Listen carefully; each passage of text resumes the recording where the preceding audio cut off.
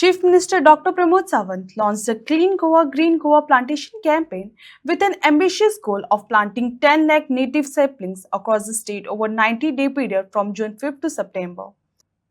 Addressing local panchayat sarpanches and Zilla panchayat members during an interaction, the Chief Minister urged grassroots bodies to take the initiative on a massive scale. Emphasizing community participation, he remarked, "You plant a tree, eat the fruit, and let others get oxygen." The Chief Minister called on the village panchayats, local institutions, and citizens to actively support the drive to increase green cover and strengthen long term environmental sustainability in the state. आणि तो जर जालो आसत जाल्यार ताका म्हणटा ते आमी प्रत्येक जाण तेजी काळजी घेतली. इन फ्युचर पावसाच्या उपरांत ज्या झाडांक उदक घालपाक जाय ताजेंय प्रोविजन हे डिपार्टमेंटाच्या वतीन आमी करतले. बट ते आत्तां पावसांत झाड जाता तितके बेगीन रोवन फुडें येवचें.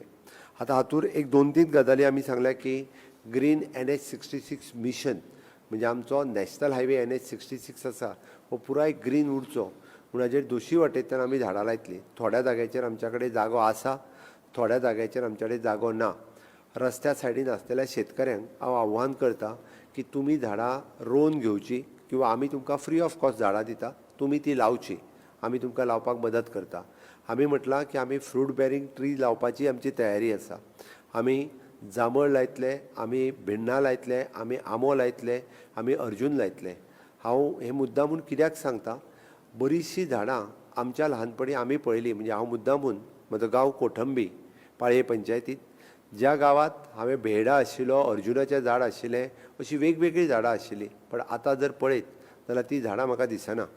लाकडाच्या नांवान किंवा आनी कसल्या नांवान लोकांनी तीं झाडां मारून उडयलीं आनी तीं झाडां आतां दिसत ना जाल्यार. इन्क्लुडींग द भिडमाड, ताडमाड ही सगळीं झाडां. पण तीं झाडां म्हणजे ह्या आत्ताच्या भुरग्यांक जर सांगात ते अर्जून कसलो काय विचारतात. तीं झाडां परत एकदां जर आमकां रोवपाक जाय आसत जाल्यार तें सहकार्य तुमी करचें पडटलें.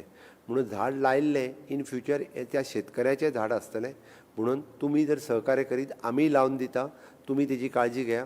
फाल्यां सकाळीं तेजी फळां ही तुमीच खाल्ल्यार जाता.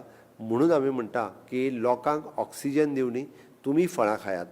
म्हणून ही झाडां दोशी वाटेंतल्यान लावपाक तुमी सहकार्य करात. तुमकां जर दोशी वाटेंतल्यान रोड सायडीक झाडां लावपाक जाय आसत जाल्यार आमच्या डिपार्टमेंटाक एप्रोच करा. हितूर PWDचे सगळे इंजिनियर हे तुमकां सहकार्य करतले जेणे करून आमचो पुराय नॅशनल हायवे काल हांव पत्रादेवीच्यान पणजे दोशी वाटेंतल्यान पळयत येयल्लो.